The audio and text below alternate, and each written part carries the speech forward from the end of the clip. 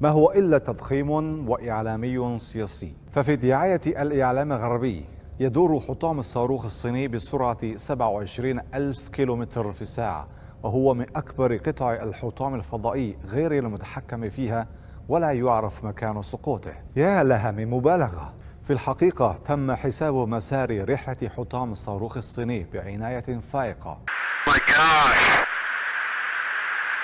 We're all going against the wind. The wind's 100. Pressure. Stage 1 propulsion is still nominal.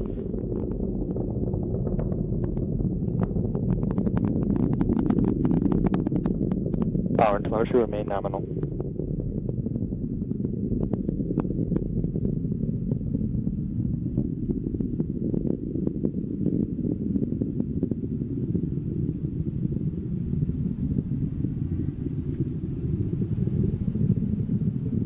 Impact chill has begun.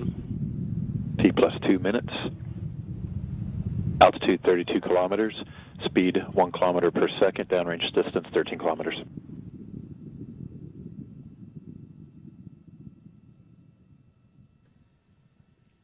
Data coming back shows vehicle on course, on track.